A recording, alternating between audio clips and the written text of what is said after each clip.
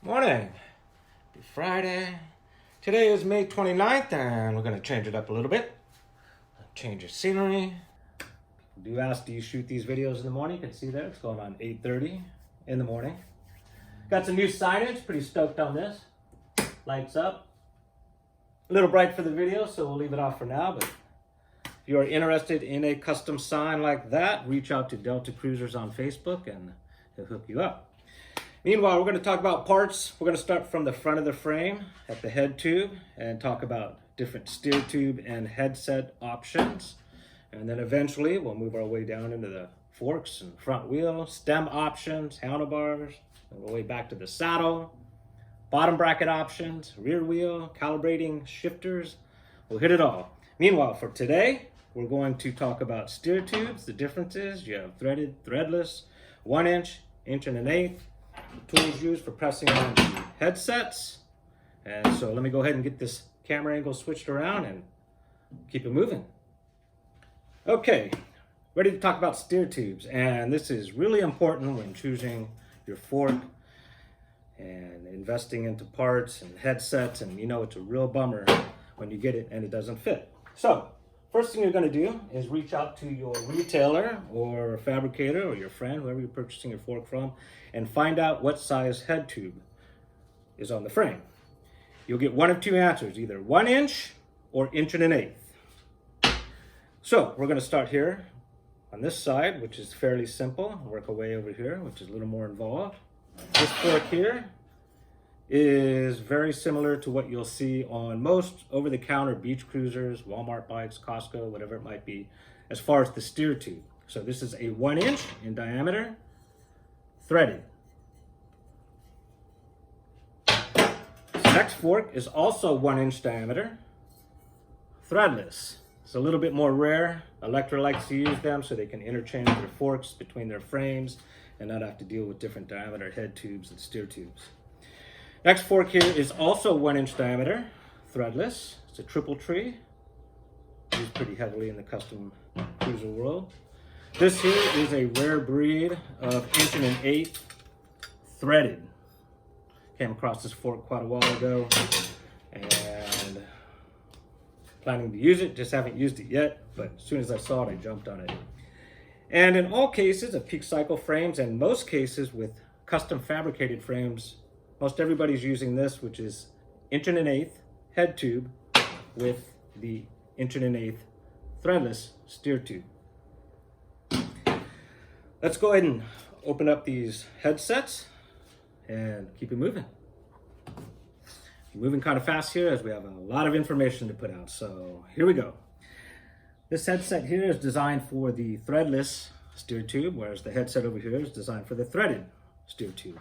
In most cases, not all cases, I just showed you a bunch of variations on forks, but in most cases, especially in the custom cruiser world, the threadless headset is going to be designed for the 1.1 inch threadless steer tube, whereas the threaded headset, it will be designed for 1 inch diameter steer tubes.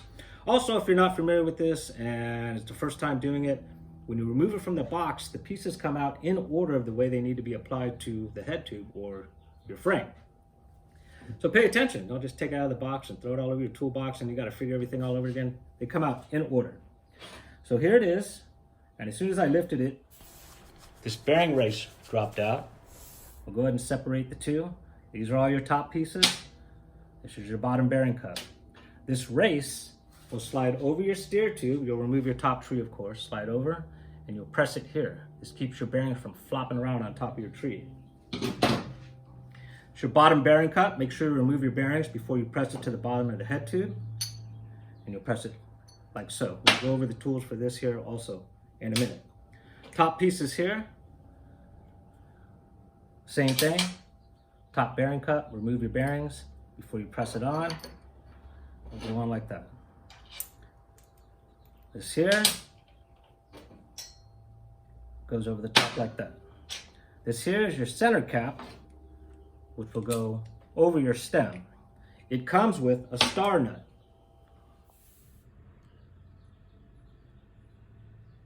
The star nut needs to be pressed in your steer tube.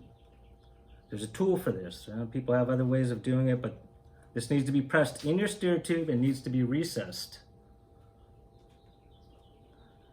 What that does is once you have everything in place, you go to put your tree back on, you put your stem on, this has an area to thread into the star nut. Tighten everything down, and what you want to do is tighten the center cap first, this direction, before you tighten the side bolts. If you tighten these first, this isn't doing anything. Center cap goes in over the top, and as mentioned, be sure to tighten the center cap before tightening these side bolts. If you think about it, you tighten these first, this can't move up and down. Tighten it hand tight, get everything nice and snug, centered, then tighten these side bolts down.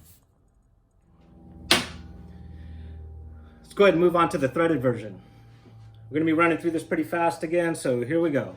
Most individuals are not using this particular headset in the custom cruiser world. Most guys are using triple trees and inch and an eighth threadless. However, you're using a Springer fork like this, which is very popular, or your beach cruiser fork, they are 1-inch threaded steer tubes.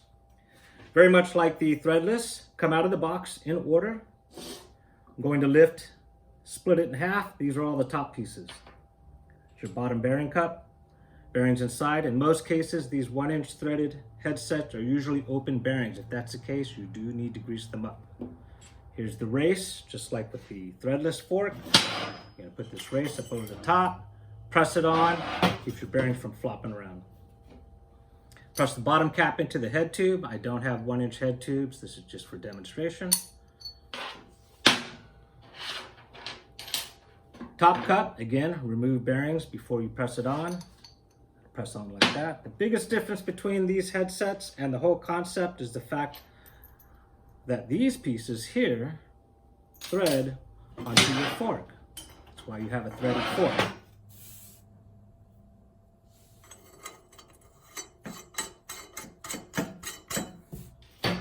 Tighten that down. Your stem goes into the steer tube. This is all in the head tube, of course. Tighten this center bolt down, center everything, good to go. As mentioned, most people are used to working with this particular headset. I just wanted to bring it up because you can't just go to the computer on eBay and just punch in, I want a headset, and you're like, ooh, that looks pretty, and it doesn't work. So let's go ahead and pull a couple tools from the box here. We'll go over that and wrap it up. This here is the Park Tool bearing cup press, and it's no secret that Park tools can become quite costly. However, it's like the old saying goes, proper tools make your life much easier. The way it works is your bearing cup is here. You'll do one at a time. This slides into place inside to keep the head tube from flopping around. And usually this piece here, you'll lock it on the slot just under the head tube so you have some play. Normally you're upright like this, your frame's out here. You can do this from the top or bottom. I just make sure that this isn't swinging into the frame. Tighten it down, boom, done. Not that easy, but pretty damn easy. As for Park tools, I didn't collect all this overnight. My first two tools was that chain brake and that pedal wrench. You purchased those two tools and you'll be glad you did. Also want to touch on the fact that with the custom cruiser world, most of the parts being used are BMX parts for a couple of different reasons. One, they look good. Have all different colors, anodize this, anodize that. Quality, they're being built for extreme riding and BMXers. And lastly, the price range. You can get very affordable to spend $1 million if you want. As for those headsets I showed you today, I prefer and like FSA, which is full speed ahead, or Origin 8.